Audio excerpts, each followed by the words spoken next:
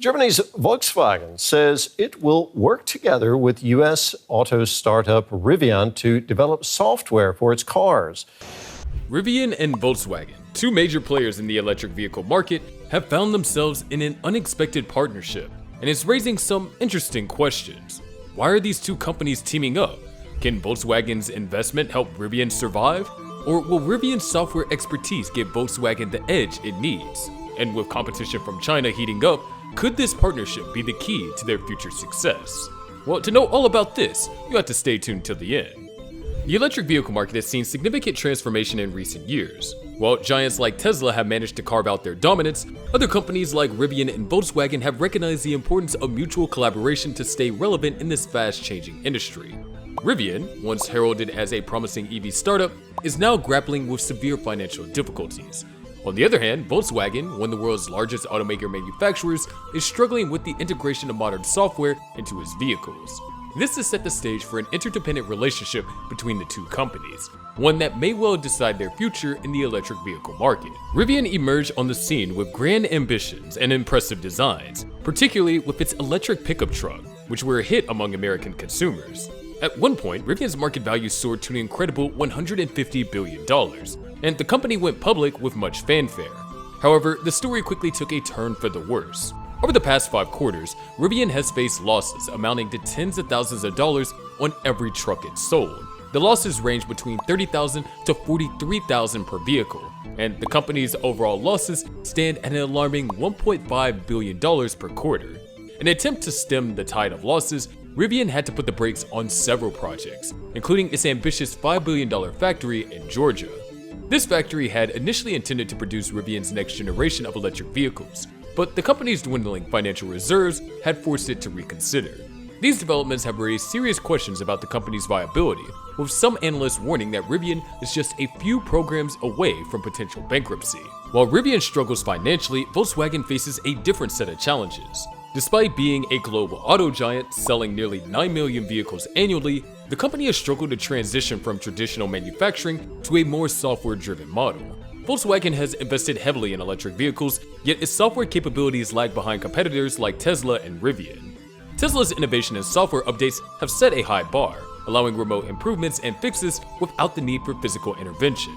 This approach saves time, boosts efficiency, and adds customer satisfaction. Volkswagen, however, has had a tough time replicating this. The company even launched a software subsidiary, Cariad, in 2020 to address these issues. Unfortunately, Cariad had been a costly experiment, recording operating losses of $2.5 billion in 2023 and $2.3 billion in the year before. These failures led to the leadership changes at Volkswagen, including the departure of CEO Herbert Diess, signaling how serious the software problem had become. With both companies facing severe challenges, Rivian's financial instability and Volkswagen's struggles with software, collaboration seemed inevitable. In 2024, Volkswagen made a significant move by announcing a $5 billion investment in Rivian. For Rivian, the partnership with Volkswagen is a much-needed financial lifeline. The $5 billion investment could help Rivian stay afloat and continue developing its EV lineup. Additionally, Volkswagen's massive scale could solve one of Rivian's most significant problems: high production costs. Rivian, which produces only a couple of 100,000 vehicles annually, struggled to secure favorable deals with suppliers, resulting in expensive production processes. Volkswagen's investment also provides Rivian with access to more robust infrastructure and resources. Building vehicles is an incredibly capital-intensive process, one that has drained Rivian's reserves over time. By aligning itself with a larger, stable player like Volkswagen, Rivian can mitigate some of these costs and improve efficiency. While Rivian stands to gain financially, Volkswagen benefits from Rivian's expertise in software-defined vehicles. Rivian's first-generation vehicles contain only 17 electronic control units, or ECUs for short, a drastic reduction compared to traditional cars, which can have between 70 and 100 ECUs. By the second generation, Rivian cut this number to just 7 ECUs, showcasing its innovative approach to vehicle architecture. This kind of streamlined design allows for more frequent over-the-air software updates, a feature that has become essential in the modern automotive industry. Volkswagen has struggled to implement similar features, particularly in its high-end models with brands like Porsche and Audi. The delays in launching these models due to software issues have been a major blow to the company's reputation. As with any major partnership, there are potential pitfalls and controversies surrounding Rivian-Volkswagen collaboration. One major concern is whether Volkswagen might eventually acquire Rivian. a move that some analysts have speculated about. Volkswagen's investment in Rivian can be seen as a hedge in case its Scout revival doesn't succeed in the US market. If Scout fails to gain traction, Volkswagen could opt out to buy Rivian outright, leveraging its existing infrastructure and customer base to strengthen its position in the electric truck and SUV markets. Another issue is the competitive landscape in the EV sector. Rivian and Volkswagen are not just competing with each other, but they also have a growing number of players, particularly from China. Big automakers like Volkswagen, Ford, GM, Toyota, BMW, Hyundai, and even Tesla have always relied on suppliers to provide them with car parts. Over time, these parts have become packed with more technology like chips and software. Each time automakers want to add something new, like a new feature to help with car stability or even fancy massaging seats, they turn to their suppliers. Suppliers would either respond to the request or offer up their own inventions, which the automakers would then decide whether to buy or not. Once they decided, automakers would get components that included sensors, actuators, and something called an electronic control unit, or ECU, which is basically a mini computer. These ECUs are not connected to other systems in the vehicles or to the internet, and they operate alone with their own software written by the supplier. And here's the tricky part. Cars today can have as many as 100 of these ECUs, each doing its own thing. From the start, Rivian did things differently.